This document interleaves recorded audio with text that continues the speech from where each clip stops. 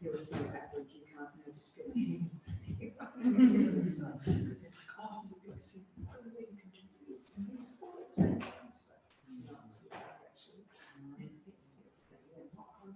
You're just not concentrating.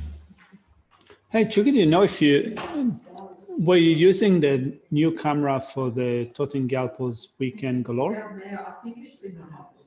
It's at the office, all right.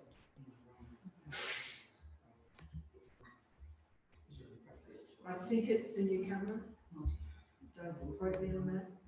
You have to mark out the keeper of the camera. You're using the same camera for the shoots and the classes now?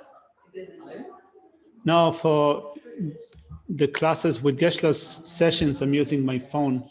It has. This one today. No, it was just here from, I don't know.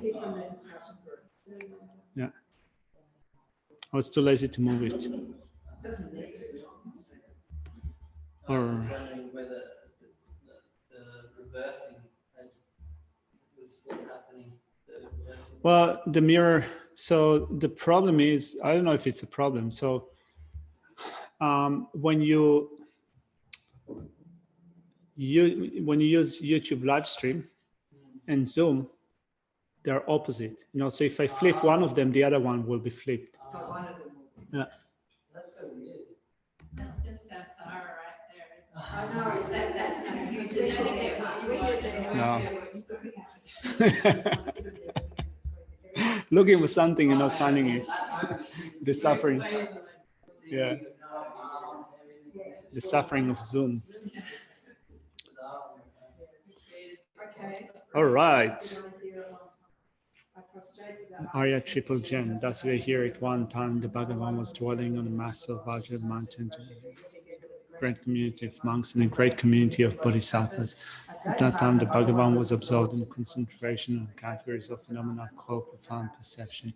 Also at that time, the Bodhisattva, Mahasattva, Arya, Avalokiteshvara looked upon the practice of profound perfection of wisdom and beheld those five aggregates also as empty of inherent nature. Then through the power of the Buddha, the Venerable Shariputra said this to the Bodhisattva, Mahasattva, Arya, Avalokiteshvara. How should any son of the lineage train who wishes to practice the activity of the profound perfection of wisdom? He said that in the Bodhisattva, Mahasattva, Arya, Avalokiteshvara said this to the Venerable Shariputra. Shariputra, any son of the lineage or daughter of the lineage who wishes to practice the activity of the profound perfection of wisdom should rule upon like this correctly and repeatedly, beholding those five aggregates also as empty of inherent nature. The emptiness is form. Emptiness is not other than form. Form is also not other than emptiness. In the same way, feeling, discrimination, composition, factors, and consciousness are empty. Shariputra, likewise, all phenomena are emptiness without characteristic. Unproduced, unceased, stainless, not without stains, not deficient, not fulfilled. Shariputra, therefore, in emptiness, there is no form, no feeling, no discrimination, no composition of facts, no consciousness, no eye, no ear, no nose, no tongue, no body, no mind, no visual form, no sound, no odor, no taste, no object of touch, and no phenomenon. There is no I element and so on up to including no mind element and no mental consciousness element. There is no ignorance, no extinction of ignorance and so on up to including no aging and death and no. Similarly, there is no suffering, origination, cessation, and path. There is no exalted wisdom, no attainment, and also no non-attainment. Shariputra, therefore, because there is no attainment, bodhisattvas rely on the dwelling perfection of wisdom, the mind without obscuration, without fear. Having completely passed beyond error, they reach the end point of nirvana. All the Buddhas who dwell in the three times also manifestly completely awaken to unsurpassable path of complete enlightenment in reliance on the perfection of wisdom. Therefore, the mantra of the perfection of wisdom, the mantra of the great knowledge, the unsurpassed mantra, the mantra equal to the unequal, the mantra that thoroughly pacifies all suffering should be known as the truth, since it is not false.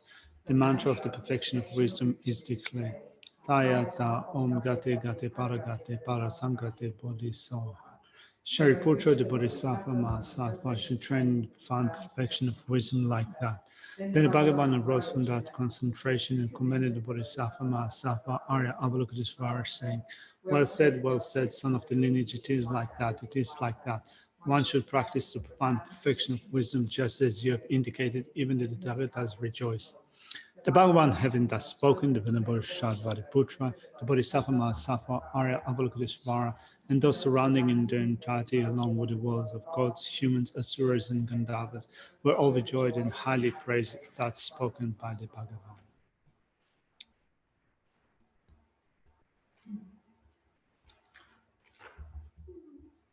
I go for refuge until I'm enlightened to the Buddha, the Dharma, and the highest assembly. From the accumulations that are collected by may I attain the state of a Buddha to be able to benefit all sentient beings. I go for refuge until I'm enlightened to the Buddha, the Dharma, and the highest assembly. From the accumulations I gathered by teachings, may I attain the state of a Buddha to be able to benefit all sentient beings. I go for refuge until I'm enlightened to the Buddha, the Dharma, and the highest assembly. From the accumulations I have gathered by practicing generosity, may I attain the state of a Buddha to be able to benefit all sentient beings. All right. So, Lucia, any question? Sorry for the delay. Oh, no problem. Actually, I wasn't sure if the question was appropriate, so I thought I would ask you before the session began. Simply put, based on Geshe's lecture, we were talking about, the smallest particle. And in the text, it says that the small, Geshe said that the smallest particle isn't divided any further if it can no longer hold the four directions. So my thinking is this, and that's my question. The four directions, isn't that another way of saying karma, thoughts, words, deeds? No, so to answer that directly, I would say no. So the whole topic comes up with, just to give you some background for you and also other people that might be wondering, what are we talking about? So when you look at different schools of thought within Buddhist philosophy, you begin with the lost schools of thought, beginning with the Vaibhashika school of thought, the Great Exposition school of thought, and all the school of thought have their own definition of what is conventionally true and what is ultimately true. So beginning with the Vaibhashika school of thought, they say that something that is ultimately true is something that that if you break it into pieces, or if you mentally dissect it, analyze it, break it down, at least mentally, the awareness that apprehends that object will not be cancelled. And something that is conventionally true is something that if you break down, like for example, if I break down my computer, completely smash it, falls down from a cliff and completely breaks into different pieces, the awareness, I hope that doesn't happen, the awareness apprehending computer will be cancelled. So then they give examples of what is ultimately true and what is conventionally true. So for things that are ultimate truths, they say that those tiny particles, this is the Vaibhashika school, but also the Sutra school agrees with that. They say that there are those partless particles that can no longer be divided. So you can break my computer into different pieces, each one of them into small pieces, but then you get to those minute particles level, and at some point you will no longer be able to divide a minute particle. So since it is indivisible, it is ultimately true. This is what the Great Exposition School says. So they say that all the building blocks of physical things, material things, begin with those particles that can no longer be divided. But they also say that there are other things that can no longer be divided, like, for example, the shortest moment of time, but also the shortest moment of consciousness. So consciousness, for example, I can speak of the duration of anger, or yesterday's consciousness, today's consciousness, tomorrow's consciousness. This can be spoken of on a course level, but when I start to then break down those moments of consciousness into shorter and shorter moments of consciousness, they say that there will come a time in which there will be that shortest moment of consciousness that you will no longer be able to divide. So that's a lower school presentation. The Mahayana schools of thought disagree with that.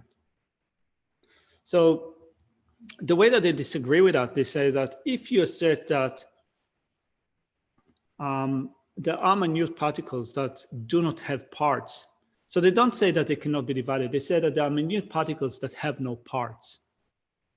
So there are partless minute particles, there are partless moment of consciousness, and there are partless moment of time. This is what the law schools say. They call it partless. So the Mahayana schools of thought say that there is a problem with saying partless, because if you assert that there are small minute particles which are partless, how can those small particles form a whole? In order for particles to come together, one side need to touch another side. So you can divide, to begin with, you can divide particles in terms of the side that touches another particle and the side that doesn't touch another particle. If particles don't have sides, if they don't have directions, they have no way of forming a whole. They have no way of, you have no way of deciding which part does touch another particle and which part does not touch another particle. And that would bear the absurd consequence that therefore all minute particles will conflate. All minute particles will conflate, will become just one, because all sides would be touching and all sides would not be touching. There would be no sides whatsoever. So therefore, the Mahayana schools of thought say that you cannot assert partless particles because even the minute particle would have side, or you would be able to discuss it, to divide it from one perspective or another, which then can be a thing that you can embark from that into a greater discussion. So the Hinayana schools of thought within Buddhist philosophy say that only impermanent things have parts, right? So tables have parts, chairs have parts, vases have parts, but then we have also other things that are impermanent. Time has parts, so time is a non-associated composite.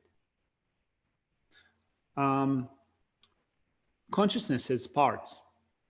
So all impermanent things have parts. So when the lower schools of thought say that they speak about dependent arising, they say that actually only impermanent things are dependent arising because only they depend upon cause and conditions, only they have parts. The Mahayana schools of thought, which means the mind-only school, and the Madhyamika school say that all phenomena are dependent arising, all phenomena depend upon parts. So impermanent things depend upon parts, but also permanent things depend upon parts. So emptiness has parts. So then when you start to think of what do you mean emptiness have parts, can you break it down physically? Emptiness is not a physical thing, so how can you break it down into parts? So here you have to then look at those parts as being something that is divided by mind, which means that they're not necessarily physical parts. It's more like a consciousness perspective on this particular phenomenon. Like, for example, you can say that emptiness has different aspects or different parts. Like, for example, emptiness is, or selflessness is an attribute of phenomena, right? So I have my own emptiness. Yeshe has her own emptiness. This microphone has its own emptiness. So in relation to my emptiness, for example, there is one part of emptiness, or one aspect of emptiness is that it isn't my emptiness. And another part of that emptiness, it is not Yeshe's emptiness. So these are aspects of part that you can say that are isolated by mind, or they are separated by mind. They're not necessarily, they're not necessarily parts that can be broken down in a physical sense, but they can be parts that are isolated by mind. So why are we speaking about it? Because today we spoke about the whole idea of parts. So altogether, Madhyamaka schools do not agree at all with partless particles. The low schools of thought assert partless particles, but also together with that, I'm just adding kind of one bit because we have time to do it. Today we haven't covered material that is overly complicated, so I can just mention it. The middle way consequent school of thought says that if you assert partless particles, you assert that phenomena exist inherently. In that, if you break down phenomena and you try to pin it down to what it actually is, what is kind of if there's something that you can find it within analysis investigation that can no longer be broken into parts, if you assert partless phenomena, partless particles, partless moment of time, partless moment of consciousness, you have asserted inherent existence. Anyway, so let's look at what Jen says. Found the reference to space particles in his Honest's book, The Universe in a Single Atom, page 95. In the card chakra, it says, prior to its formation, any particular universe remains in the state of emptiness, where all its material elements exist in the form of potentiality as particles, as space particles. That's pretty heavy. So their potentiality rather than anything that's matter or consciousness. Yeah, possibly. It says in the form of potentiality. I think that potentials are non-associated composites.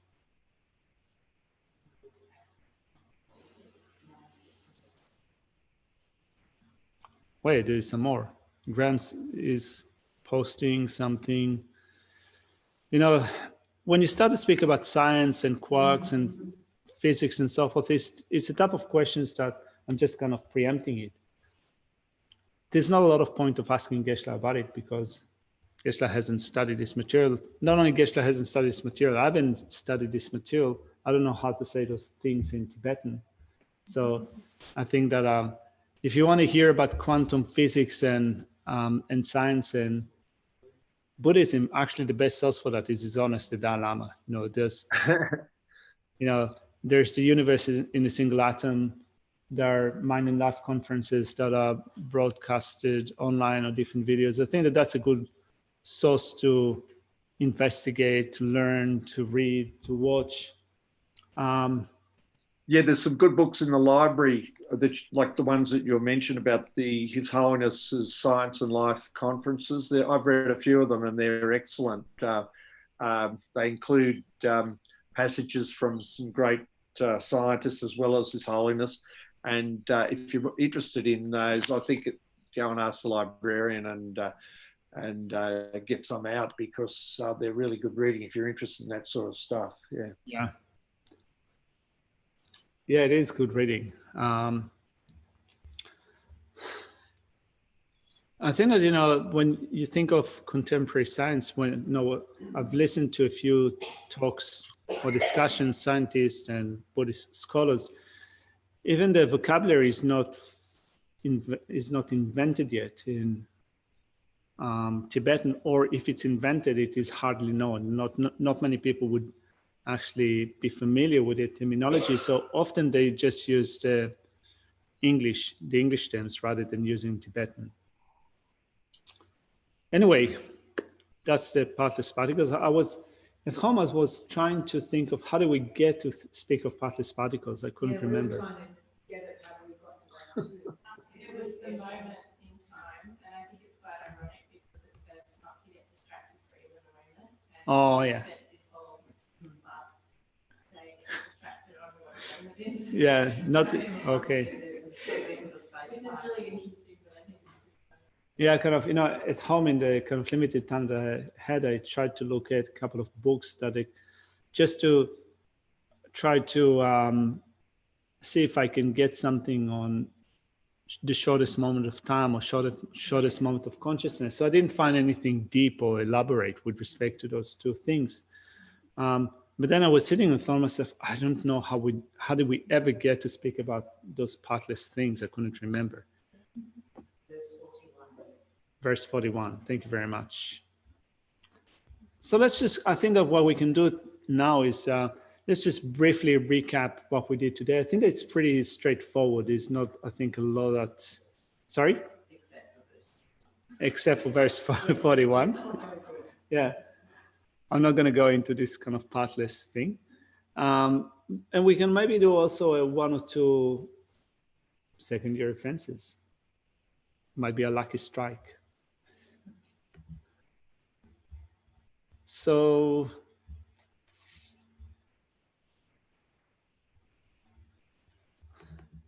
I think that's this, all right.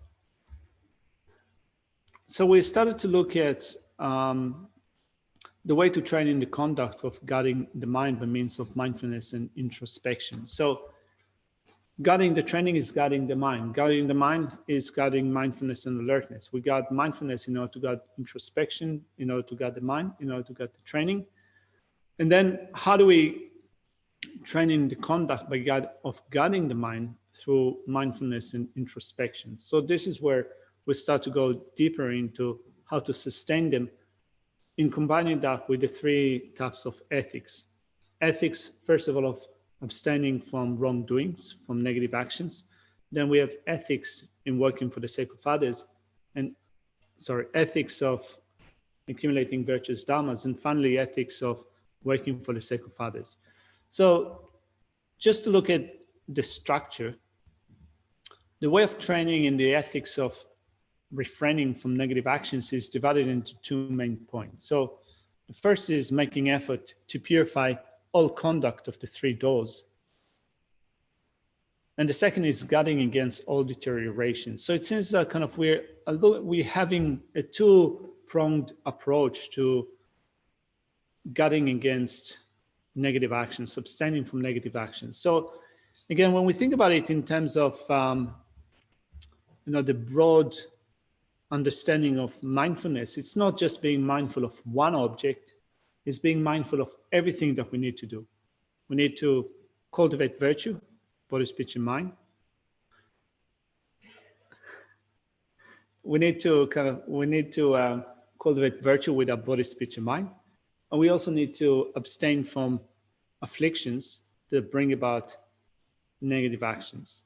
So since in our activities, we want to be mindful of whatever we're doing, then first of all, Shantideva here explains that you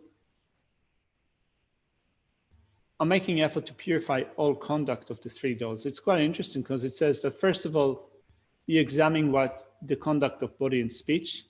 And the whole explanation here is it since that it is in the spirit of doing things mindfully, as we have discussed that yesterday. Mindful eating, mindful walking, mindful washing the dishes, and so, or whatever you do, you want to do it mindfully. And it seems that this is what this section is. This is the spirit of this section. When you're going somewhere, look at the road. Don't look all over the place. Don't let your mind run all over the places to kind of do things in focusing on one thing. So you need to do it with mindfulness and introspection. Then you examine the conduct of the mind.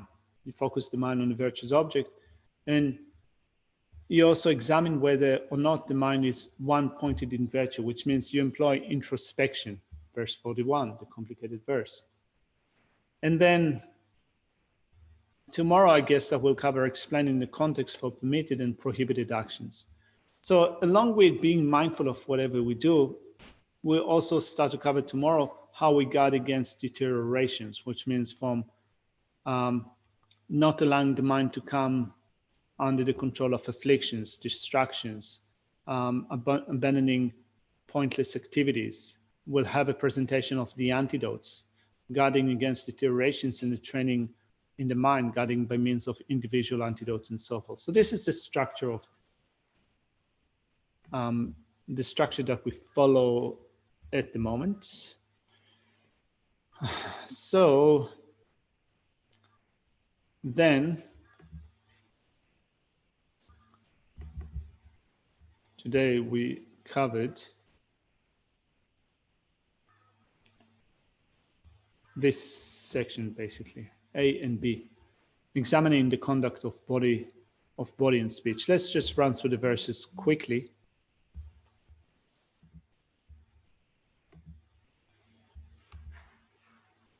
Just a second. It's from verse 34. All right.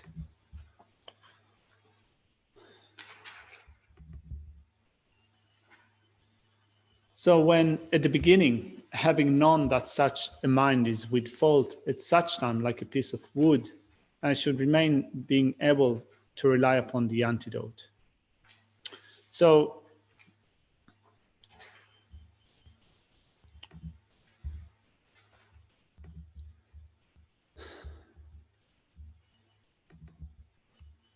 this is examining one's motivation before acting with the body.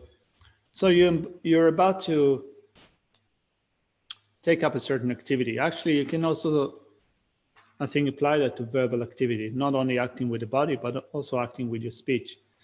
You're about to do something, but before you do it, first of all, check your motivation. If your motivation is anger, attachment, and so forth, and the action is an action that is motivated by anger, attachment, and so forth, it says here, I should remain like a piece of wood, which means we recognize, first of all, that there is an affliction that is happening at the moment in my mind. It's either arising or it is already there. So we think, I shall not act upon this affliction. I shall remain like a piece of wood. It's pretty clear, easier said than done, isn't it? But I think that kind of through, I guess that many of us have had that experience where you start to, we have had so many things about anger and the drawbacks of anger. And we know based upon a personal experience that anger is detrimental to us. So I think that we had that experience, or hopefully we have had that. We know that anger is there and that I'm about to say something nasty or to lash out at another person. And then we think, this is what I need to put a stop to. This is what I need to avoid. So we hold back. So that's remaining like a piece of wood. Kate says, I'm happy to be a piece of wood. Only when you have to. Sorry, okay. There is, I didn't see the other things that you've written.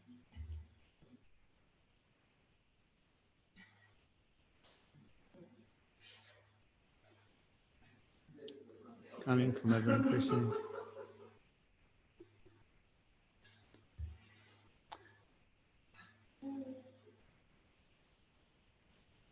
Okay, I read through your comments, thanks.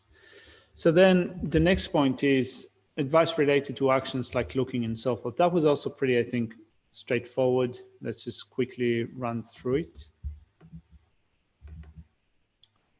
Never should I look around distractedly for no purpose. With a resolute mind, I should always keep my eyes cast downwards. Actually, when I was reading through this verse, I was reminded of some other monastic traditions, like some Theravada traditions, also the Chinese traditions, where they have, I think, a more emphasis on training in mindfulness that is combined with ethics. And you see people that are kind of really well subdued. And when I find myself in the presence of those people, I do feel sometimes like an elephant in a china shop. Good to be aware of that.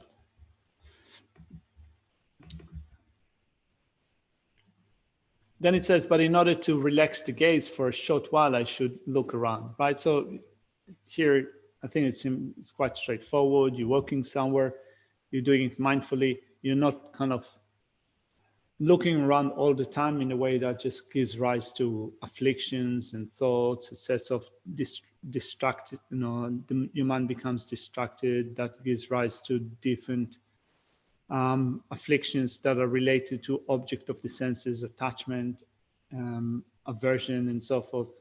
I mean, it's quite interesting because I like, I like traveling. I like backpacking. I like going to different places. And obviously, when I like going to those places, it's not about going mindfully to those places. I like looking at museums, that what's happening in the street, looking at people, looking at different foods, looking at cultures and so forth. So there is that constant mental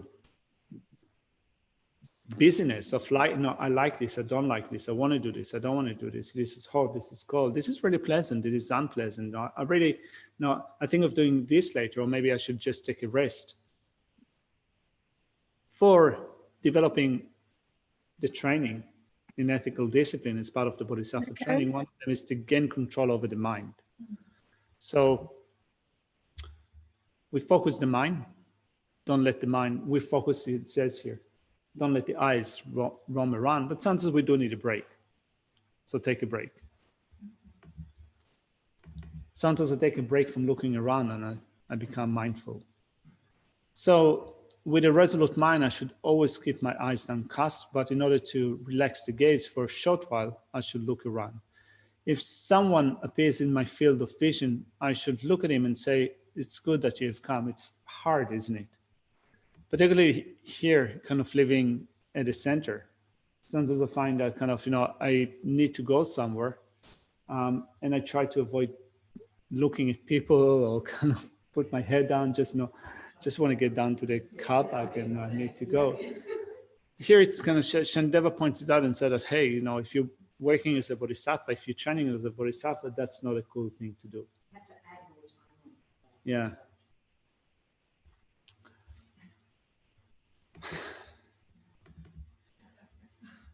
It's hard, isn't it? It's more like when you read through those sections, it's like Shantideva is pointing at us and saying, or at least at me, what's wrong with you? We've got to think that Shantideva's field of research was a monastery. Yeah. So it's the same way.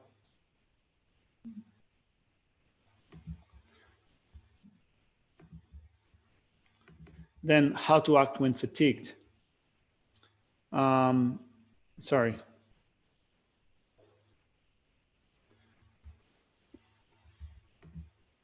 Lost the plot. Then how to act in the presence of other beings, welcoming them, and how to act when resting. I like this one, I like resting. To check if there's any danger on the path and so forth, I should look again and again in the 4 directions. I guess that here, kind of, you check in all directions to see if there are snakes or jumping ants. Yeah. Ticks. Drop bears.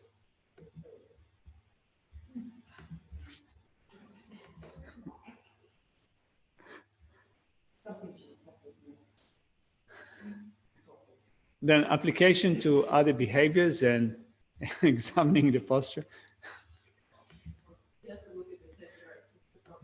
Yeah, well, you have to look at a tree after to see that there is no vicious koala dropping down on you. So, verse 38, being aware of the necessity, I should act like this in all situations. So we apply to other situations, right? So we become mindful in other situations that we do. I mean, mindful in a sense that mindfulness and introspection. Here, I think that it's mainly applying ourselves to a sense of introspection, knowing what we're doing. Knowing what we do, checking whether we are distracted, whether there is an affliction present in my mind stream, whether I'm acting based upon my affliction. So it's guarding mindfulness in order to guard introspection. And then verse 39, having prepared for an action with a thought, my body will remain in such a way, then periodically I should look to see how the body is abiding. Here, that refers particularly to meditation sessions, right? So we sit in a certain posture in a meditation session. As Geshe said, the posture should be conducive of developing concentration, mindfulness. So every once in a while, also introspection kicks in, check whether is the posture all right? Am I leaning down? Am I slouch? Is my mind wandering off, right? So periodically, we should check it out. Then, next point, examining the conduct of the mind. So here, this is where it becomes more juicy. Focusing the mind on on a virtuous object and examining whether the mind is one pointed in virtue. So let's look at verses 40 and 41.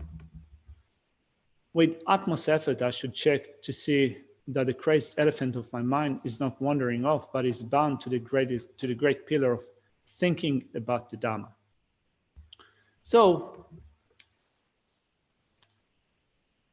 I think that so far in the last couple of days, we spoke about mindfulness and introspection in relation to the training in general. So we have what we should do all together as bodhisattvas, as Dhamma practitioners. But then we can, I think, now bring it down and have a bit of discussion about what do you do when you become single-pointed on an object. So there is when you develop single-pointedness of mind in your practice of concentration, calm abiding, shamatha, then there are instructions on what you need to do. So first of all, I think I've mentioned before the system of the 5 faults and the 8 antidotes, the 8 applications. The first fault is laziness. And then you have 4 antidotes to laziness, beginning with pliancy. So you think of how amazing it would be if you had concentration, if your body and mind would be pliant. How totally applicable. Then you go through faith and conviction. At the end, you have effort. These 4 are remedy to laziness. The second fault is forgetfulness. So in a general context, it is forgetting the instructions. So you have instructions that you receive in various texts by different teachers with respect to the way to go about and cultivate shamatha. Right from the very beginning, what are the conducive conditions or the conducive factors that you need to assemble in order to practice shamatha? Then once you start practicing shamatha, how to direct your mind towards an object. What object you should choose for the cultivation of shamatha. Then when you direct your mind towards an object, what to do, how to recognize the onset of laxity and excitement, and what to do when they are present. So there is an extensive presentation of how to do it. So the second fault is forgetting the instructions, forgetfulness. But together with that, I think that we can add another thing, which is forgetting the object. So when you decide upon the objects of meditation, you need to resolve it. In a Buddhist context, I think that the most common explanation is meditating on an image of a Buddha. In other traditions, but also in this tradition, you also have other objects, focusing on the mind, focusing on sensations of the body and so forth. But first of all, you need to kind of be able to identify your object precisely. So if you focus on a Buddha's image, you need to resolve the image in terms of the size, the colors, the details, how far it is from you, how close it is from you. Everything needs to be fixed. And you need to remember that. Not to change things through or not to leave it in a really unclear way, but to first of all be clear what is the object that you're meditating on, to resolve it. And then you set your mind on it. So if you forget the details, it is also a lack of mindfulness. So you have mindfulness of the object, remembering what the object is and also the details. Then the third fault is combining both laxity and excitation. The way to remedy that is with introspection. So the previous fault was forgetfulness. The remedy to forgetfulness is mindfulness, or remembering. The third fault is laxity and excitation. The remedy for that is introspection. So let's say that you choose an object, right? So I'm speaking about it in relation to verse 40. With utmost effort, I should check to see that the crazed elephant of my mind is not wandering off, but is bound to the great pillar of thinking about the Dhamma, or about a virtuous object in particular. So you develop single-pointedness of mind with mindfulness that remembers what the object is and also the details. and introspection that periodically checks whether excitation is set in or laxity is set in, whether your mind is completely distracted or not. And you can apply it also in a greater perspective, a greater scope, remembering what you should be doing in the Dhamma, what your training are as a monastic, as a bodhisattva, and so forth. And then introspection that checks whether you're still doing it. In the class, we were talking about having this mindfulness and not to multitask. But it seems that actually mindfulness is multitasking in its nature. It seems that mindfulness is multitasking. Because it's keeping in mind all the various God. It is a kind of multitasking on its own. I think that, it's kind of keeping in mind the trainings. So I think that it's hard to have all the training present manifestly at any given time when you're taking action. Like, for example, as Bodhisattva, your training is limitless. I mean, we speak about the 6 perfections, but within the 6 perfections, there's so many different details, right? So I think that, of course, hopefully, if you can keep all of them in mind present at the same time, that's excellent. But we cannot do it, at least when we begin with that. So when we give something, we try to be mindful as much as we can of the training in general, and to include in our act of giving whatever we know or whatever we can remember. We're not going to be able to remember everything. And if we try to obsess all the time with remembering all the details, sometimes it'd be difficult to actually initiate the action. So you start small and then you increase. So mindfulness of multitasking, as you called it, I think that it's keeping in mind as many details as you can for the time being. But it's not a thing kind of shifting between them all the time. It's more like getting yourself up to take action in your current scope, what you can do at the moment, whatever details you can remember at the moment, and you take an action.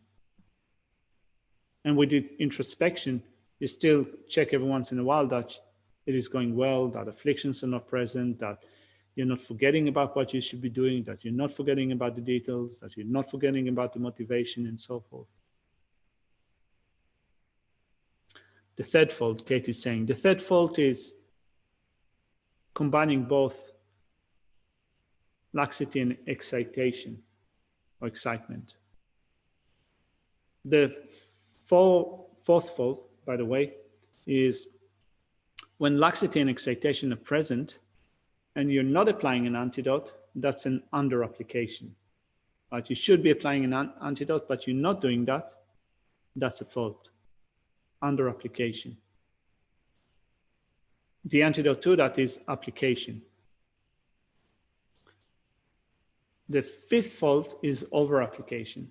That's actually said to be kind of a fault that you might incur later on down the track. But let's say that your mind is not under the sway of laxity, it's not under the sway of excitation. So you're going well, you're focused on the object, but you're still applying an antidote. That's an over application, unnecessary application of an antidote.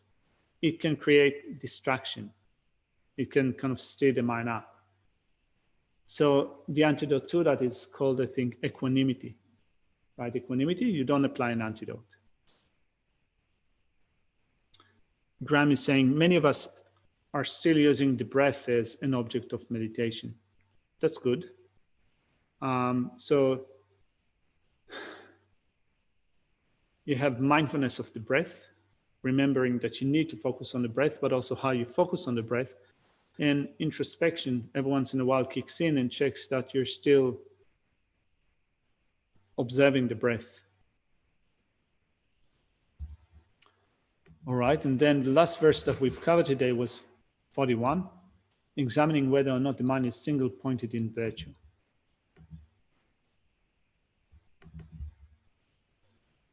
I who strive by all means for meditative stabilization, for concentration, should not wander off even for a moment, thinking, what is this mind of mine doing? I should investigate my mind. I should not wander off even for a moment from the object. I should be mindful. Thinking, what is my mind doing now? This is introspection. Checking what the mind is doing. I should investigate my mind to make sure that it is single-pointed. So we want to develop single-pointed concentration. Concentration is a mental factor. To become single-pointed, we need mindfulness, which doesn't forget the object. And then introspection that repeatedly checks, right? Am I on the object? And it is clear, is it clear enough?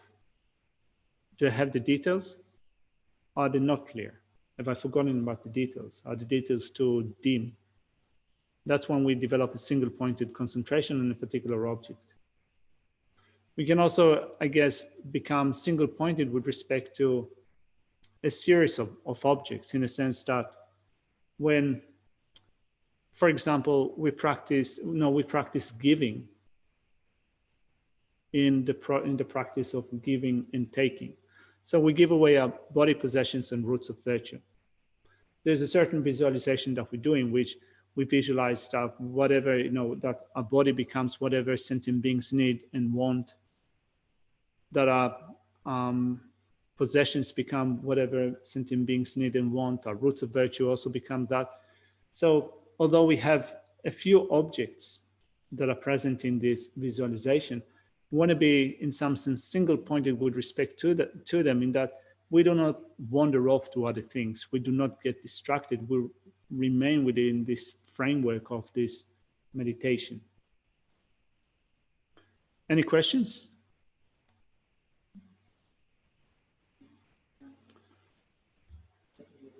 All right, I saw something on the screen, coming up on the screen. Alan Wallace's books, The Attention Revolution, is a good reference for developing shamatha. So let's look at a couple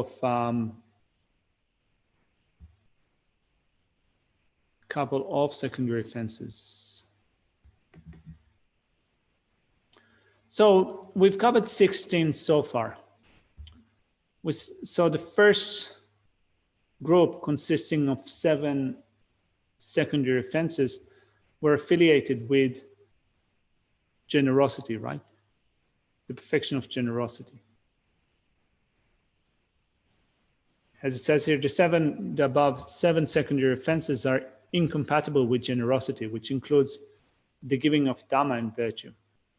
Then we have another group of 9, from 8 to 16. Is it 1, 2, 3, 4, 5, 6, 7, 8, 9?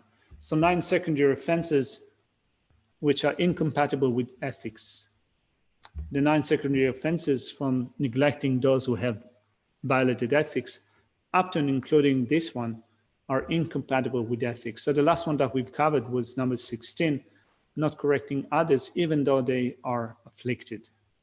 Right? We spoke yesterday about trying not to boss other people, but to do it gently, or at least, sometimes you need to be firm with someone or even wrathful with someone. So, it's not necessarily that you're being gentle, but you shouldn't shy away in thinking that if I do that, the person is not going to like me, or it's going to give me problems, or it's just going to spoil our relationship.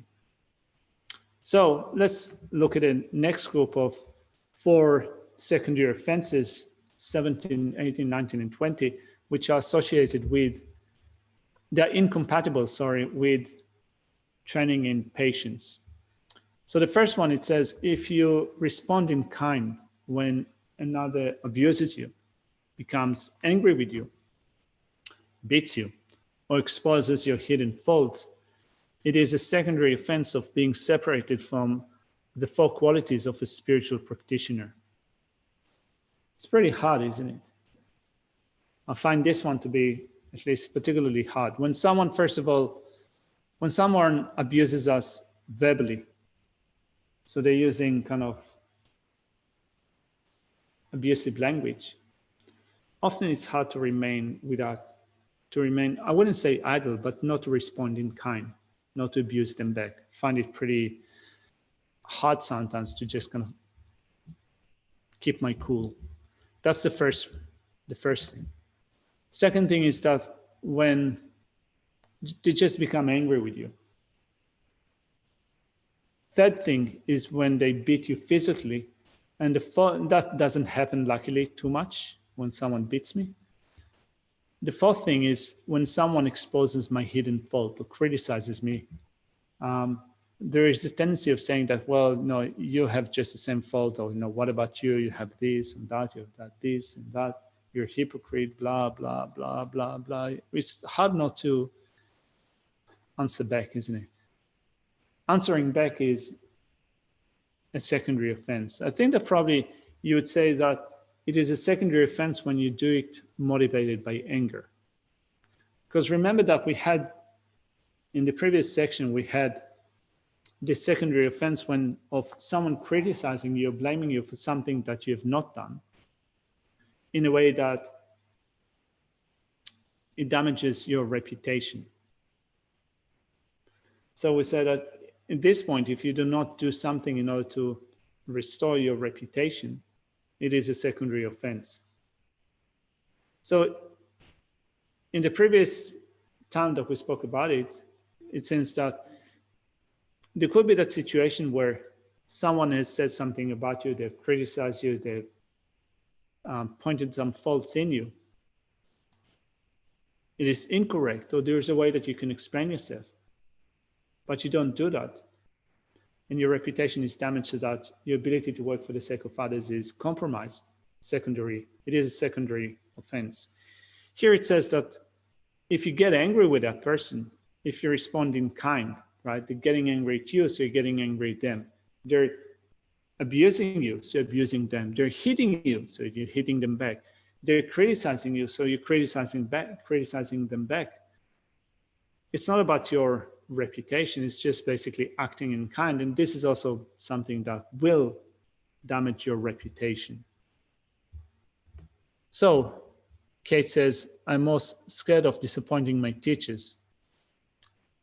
Of all faults in this one is most damaging.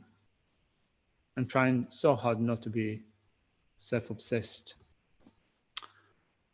Yeah, kind of disappointing our teachers is really, that's a hard one, isn't it? But I think on the other hand, delighting in what you're doing, actually following the teacher's advice. It's a matter of, yes, we're looking at the downfall and the deficit, but we have a tendency to beat ourselves up about that rather than acknowledging the progress we're doing. Yeah. And that's something one is always emphasizing. I'm wondering if you people at home have heard that? Not a word. Tough luck. So Chugida was saying that we also have to be mindful of, I think I'll just rephrase what you said, of the opposite side, that kind of when we're doing good things, that our teachers delight in that. And Lama Sopran, which is something speaking about it. So we have the tendency to beat ourselves up for things, negative things that we've done, but we don't really think that when we're doing things rightly, correctly, when we practice well, when we have good intention, when we're treating others with kindness, it is something that is making the Buddhas happy, Bodhisattvas happy, and particularly our teachers happy. I mean, when you think about it, I think that most of us, if not all of us, have taken vows before, either the lay vow or ordination. We have the Bodhisattva vow. So every action which we do, which is guarding a vow, is something that is making our teachers happy. In that sense, kind of for those of us who are monastics, every day that we remain as monastics, it is making our teachers happy. We don't really think about it like that, but for example, I took ordination with Siddha Rinpoche. It's not that I see him daily or monthly, sometimes not even every year. But every day that I remain monastic, I'm sure that it is making him happy, but not only him. I mean, when I think of my other teachers, Geshe Jamyang, Geshe Tashering, my teacher in Taiwan, even Lama Zopa Rinpoche, every day kind of that we stay monastic, remain monastic is something that delights him. But that's kind of sound like something that is very big. You know, just being nice to other people is following the instructions of our teachers. So that's a good point. Point taken. So let's look at the next one. Have you got any questions about it? There's here it says being separated in number 17. So if you respond in kind when another abuses you, becomes angry at you, beats you, exposes your hidden faults, it is a secondary offense of being separated from the four qualities of a spiritual practitioner. I tried to look for the four qualities of a spiritual practitioner. I didn't find anything. Sorry? I think isn't that the whole being a student following, listen well, what was it we did them the other day, probably we did the 10 qualities of the teacher. Well, normally the qualities of the student are referring to the three qualities of a student, which is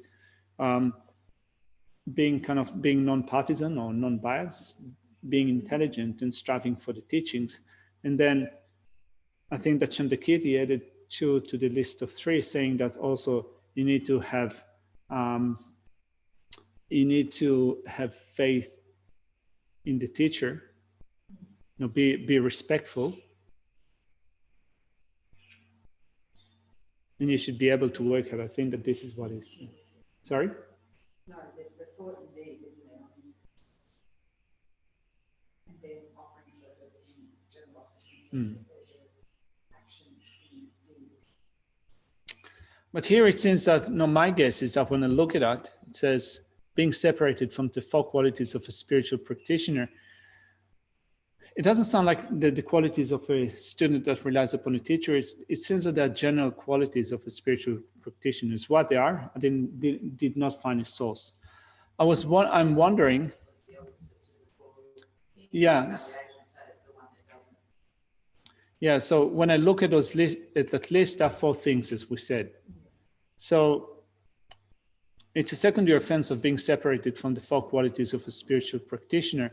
What are they? Maybe it's having patience that disregards abuse, anger, someone beating you, and someone exposing a fault. It seems like it could be that, but it seems to me a bit of, I don't know, clunky to try to take it like that. So in short, I'm not really sure what it means.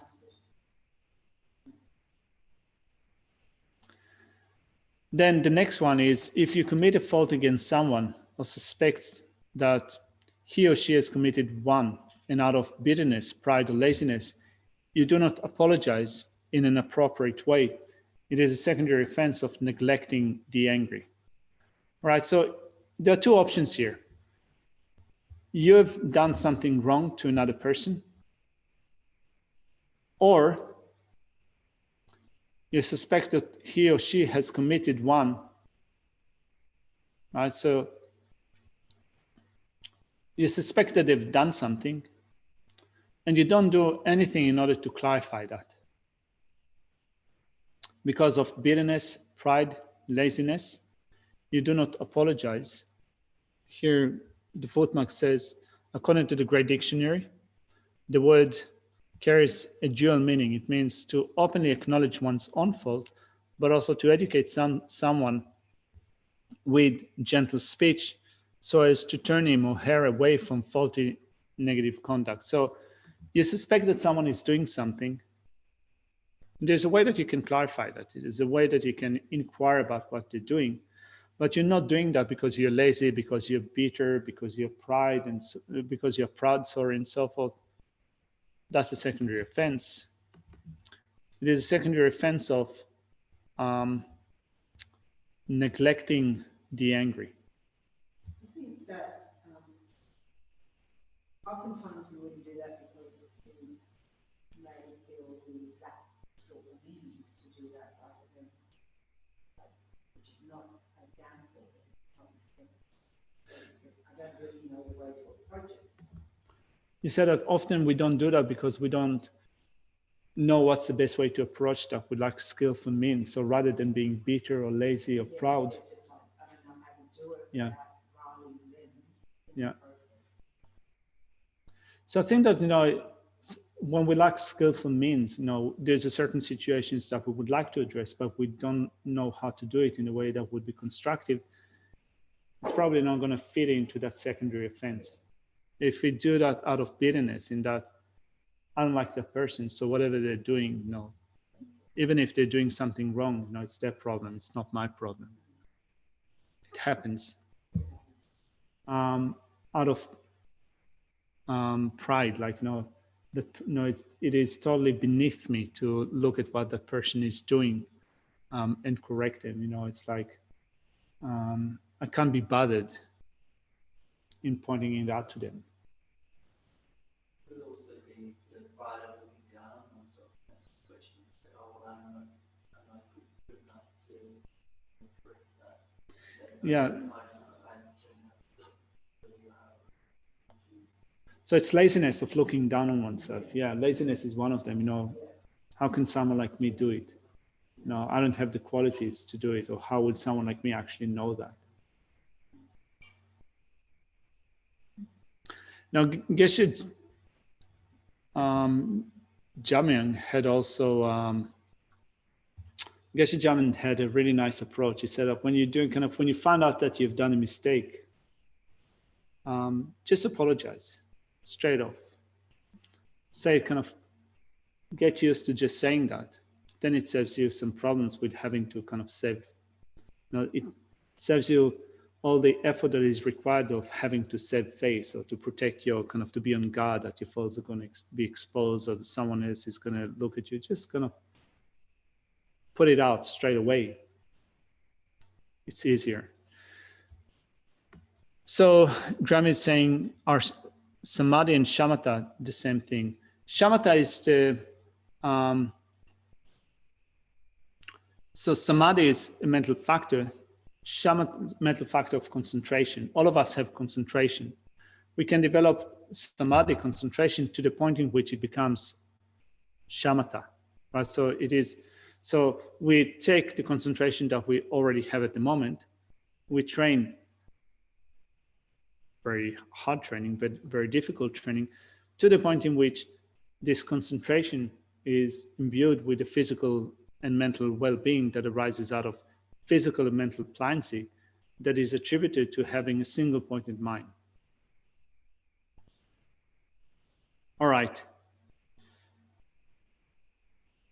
Sorry, it's the 4 qualities of spiritual practitioner, the 4 immeasurables. So obviously, I'm not sure, I haven't seen I tried to look at a couple of commentaries during the break, but I didn't find a reference to these 4 qualities.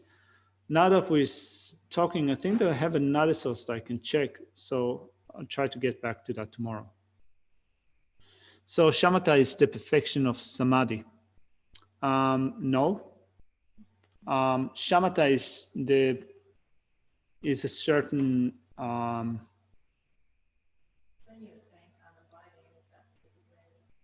sorry? So shamatha and calm abiding are shamatha is a Sanskrit word, calm abiding is the English translation. The perfection itself is called the perfection of absorption or dhyana. So you have, in Indian language, dhyana is called the perfection, but you're training it in that perfection, particularly is shamatha. So what the difference is between dhyana and shamatha, let's talk about it tomorrow, because there's a difference between them. I'm just going to say it just briefly. Shamatha is one mental factor, which is concentration. Yeah, samadhi. No, shamatha is a mental factor. It is a calm abiding. It is concentration that is developed to the point which it is calm abiding. Yeah. So yeah, but you can say that shamatha is referring to concentration that is just one mental factor, whereas absorption, it is a bigger category that includes also other mental factors and also the main mind in that group. But I'll mention that also tomorrow. Yeah, I think that it's correct to say it as you said, samadhi is the one mental factor. We develop it to the point in which it becomes calm abiding. Shamatha, yeah. But then you develop it beyond that. Yeah, that's just the first. That's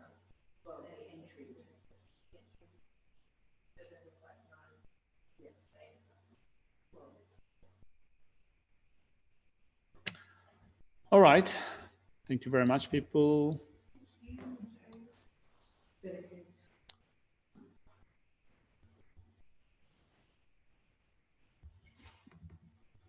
Thanks, Carson. Thank you. Thank you, Graham. Thank you, Kate. Thank you, everyone. May I quickly become Guru Lord Buddha and lead each and every sentient being to his enlightened state, so to enlightened realm because of these merits. May the Supreme Jewel Bodhicitta, which is not a reason and rise and grow, which is a reason never diminish but increase more and more. In this land encircled by snowy mountains, you're the source of all happiness and good. Powerful Chenrezig Tenzin Gyatso, please remain with us. You uphold us more way of service of mindful bearer of all, sustaining, preserving, spreading much enough glorious doctrine.